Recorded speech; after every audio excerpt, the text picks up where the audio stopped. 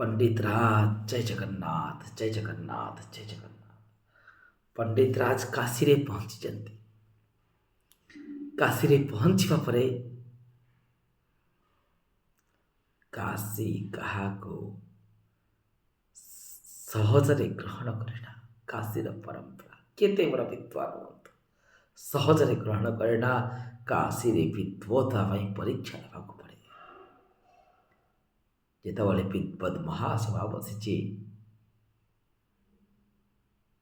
ଜଗନ୍ନାଥ ଦାସ ଯେତେବେଳେ ପହଞ୍ଚିଛନ୍ତି, ପଣ୍ଡିତ ଜଗନ୍ନାଥ ଶାସ୍ତ୍ରୀ ଯେତେବେଳେ ପହଞ୍ଚିଛନ୍ତି, ପଣ୍ଡିତ ରାଜ ସେତେବେଳେ କାଶୀରେ ଭଟ୍ଟୋଜୀ ଦୀକ୍ଷିତ, ଆପଣ ଜାଣିଥିବେ, ମୁନିତ୍ରୟଂ ନମସ୍କୃତ୍ୟ ତଦୁକ୍ତି ପରିଭାବ୍ୟ। ସେ ସିଦ୍ଧାନ୍ତ କୌମୁଦୀର ରଚୟିତା ଭଟ୍ଟୋଜୀ ଦୀକ୍ଷିତ, ଅପ୍ପୋଜୀ ଦୀକ୍ଷିତ, ଚିତ୍ର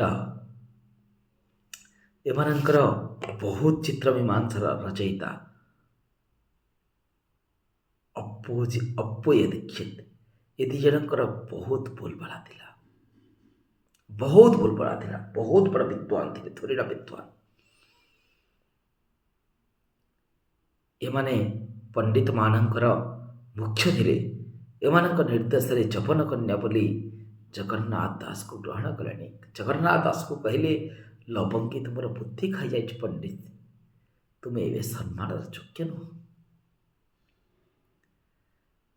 ବହୁତ ଦୁଃଖ ଲାଗିଲା ପଣ୍ଡିତକୁ, ବିଦ୍ୱତାର ତିରସ୍କାର। ଜଗନ୍ନାଥ ପଣ୍ଡିତ କ'ଣ କଲେ, ସେଇଠି ଲେଖିଲେ, ଭଟ୍ଟୋଜୀ ଦୀକ୍ଷିତଙ୍କର ପ୍ରୌଢ଼ ମନୋରମା ଉପରେ ଟିପ୍ପଣୀ ଲେଖିଲେ, ପ୍ରୌଢ଼ ମନୋରମା କୁଚ ମର୍ଜନ, କାଶୀର ବିଦ୍ୱାନଙ୍କ ଗହଳିରେ ଖେଳିଗଲା ଗୁଞ୍ଜନ। ଭଟ୍ଟୋଜୀ ଦୀକ୍ଷିତ ବିସ୍ମିତ ହେଲେ, ମାତ୍ର ପୁଣି ବି ସେଥିପ୍ରତି ଦୃଷ୍ଟି ନ ଦେଇ ନିଜ କାର୍ଯ୍ୟରେ ଲାଗିଗଲେ। ଜଗନ୍ନାଥ ଦାସକୁ ସମ୍ମାନ ମିଳିଲାନି। ଅୟୋବଜୀ ଦୀକ୍ଷିତ ତାଙ୍କର ଚିତ୍ର ମୀମାଂସା ଉପରେ ଲେଖିଲେ, ଚିତ୍ର ମୀମାଂସା ଖଣ୍ଡନ। ବ୍ୟାପିଗଲା କୀର୍ତ୍ତି, ପୁଣି ବି ସମ୍ମାନ ମିଳିଲାନି ପଣ୍ଡିତଜୀଙ୍କୁ। ଯେଉଁ ସମ୍ମାନର ଅଧିକାରୀ, ଯେଉଁ ତ୍ୟାଗର ଅଧିକାରୀ, ଯେଉଁ ବୈରାଗ୍ୟର ଅଧିକାରୀ ପଣ୍ଡିତ ସଭା ବ୍ରାହ୍ମଣମାନେ ସେହି ସମ୍ମାନ ଦେଇପାରିଲେନି। କାହାକୁ? ନା ପଣ୍ଡିତ ଜଗନ୍ନାଥ, ପଣ୍ଡିତ ରାଜ ଜଗନ୍ନାଥ ଶାସ୍ତ୍ରୀ ତୈଲଙ୍ଗଙ୍କୁ। ମନ ଦୁଃଖରେ ବସିଛନ୍ତି ଗଙ୍ଗା କୂଳରେ ଲବଙ୍ଗୀ ମଧ୍ୟ ବସିଛନ୍ତି। ଲବଙ୍ଗୀ କହିଲେ, ପତିଦେବ ମନ ଦୁଃଖ କାହିଁକି? ନା ବାରାଣସୀ ସିନା ଆମକୁ ସମ୍ମାନ ଦେଲାନି, ଗୋଦାବରୀ ଚାଲ ଯିବା। ଗୋଦାବରୀ ମୋର ମାଟି, ମୋ ଜନ୍ମ ମାଟି। ରାମଚନ୍ଦ୍ର ଯେମିତି କହିଥିଲେ, ଅଭି ସ୍ୱର୍ଣ୍ଣମୟୀ ଲଙ୍କା ନମେ ଲକ୍ଷ୍ମଣ ରୋଚତେ, ଜନନୀ ଜନ୍ମଭୂମିଶ୍ଚ ସ୍ୱର୍ଗାଦପି ଗରୀୟସୀ। ଜନନୀ ଜନ୍ମଭୂମି ହେଉଛି ସ୍ୱର୍ଗଠାରୁ ବଡ଼। ଲବଙ୍ଗୀ କହିଲେ, କାହିଁକି ବନାରସ କାହିଁକି ନୁହଁ? ବନାରସ ଯାହାକୁ ଆପଣାଏ ତାହାକୁ ବିଶ୍ୱ ଆପଣାଇ ଦିଏ। ବନାରସ ତୁମକୁ ଆପଣେଇବ। ଆଗ ଗଙ୍ଗା ମାଆଙ୍କୁ ଆପଣାଅ। ଗଙ୍ଗା ମାଆ ଯଦି ତୁମକୁ ଗୋଦରେ ନେଇଯିବେ, ଏ ବନାରସ ତୁମକୁ ନିଶ୍ଚିତ ଗ୍ରହଣ କରିବ। ତୁଳସୀ ଦାସକୁ ଗ୍ରହଣ କରିନଥିଲା, ଭଗବାନ ଶିବଶଙ୍କର ଗ୍ରହଣ କଲେ ତ କାଶୀ ଗ୍ରହଣ କଲା, ଆପଣଙ୍କୁ କାହିଁକି ଗ୍ରହଣ କରିବନି? ପଣ୍ଡିତଜୀ ସେଇଠି ରହିଲେ, ଗଙ୍ଗା ମାଆଙ୍କୁ ସ୍ମରଣ କଲେ, ଆଉ ସକାଳ ପର୍ଚି ବାଣ୍ଟି ଦେଇଗଲେ। ପଣ୍ଡିତ विद्वान मंडली को सिद्धा संकेत भट्टोजी दीक्षित अप्पोय दीक्षित को सिद्धा संदेश। यदि मंत्र शक्तिर प्राधान्यता अच्छी, गोटे गोटे श्लोक रे गंगा 52 पाहाच तले पहुँचुंती। काली गंगा को मु 52 पाहाच ऊपर को आनी, सबुठ उच्च स्थान को आनी देखदेवी। मात्र जगन्नाथ शास्त्री, पंडित राज जगन्नाथ शास्त्रींकर कथारे कहार सन्देह नथिला। शिहरण खेलीगला काशीर विद्वत सभारे। समस्ते आसी एकाठे से दशाश्वमेध घाट पाखरे आरंभ है श्लोक पठन। निज स्वरचित गंगा लहरीर गोटे गोटे श्लोक को पठन करने को लगिले।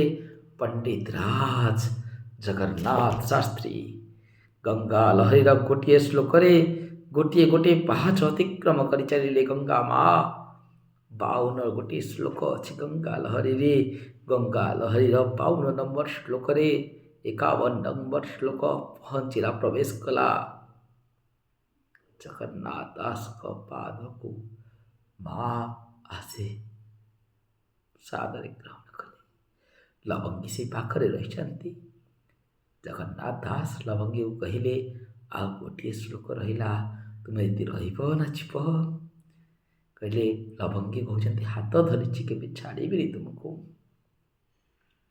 से लवंगी आउ गोटे श्लोक पढ़ी 52 नंबर श्लोक लवंगी आउ पंडित राज को माँ गंगा निज कोल को नहीं गले।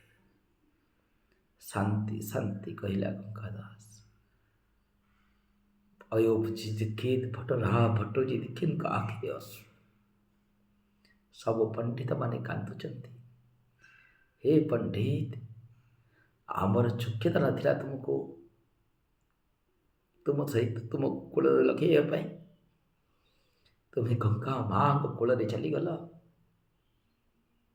से भली जने विशिष्ट पंडित जी कि बादशाह को निजर लुहा बनई आ गंगा माँ जहाँ को ससदी ग्रहण करिथिला गंगा माँ को जे बिना वर्षारे बिना बन्यारे प्रथम पाहाचरू 52 पाहाच पर्यंत आनी जे 40 मौलवी दाढ़ी काटिकी राजा को भेट देते आ राजा कन्या को विवाह करते जे अद्वितीय पंडित जगन्नाथ शास्त्री चरण कमल कोटि कोटि नमन सहित आज कथा को ये विराम देउछि। जय जगन्नाथ ओम नमो नारायणाय।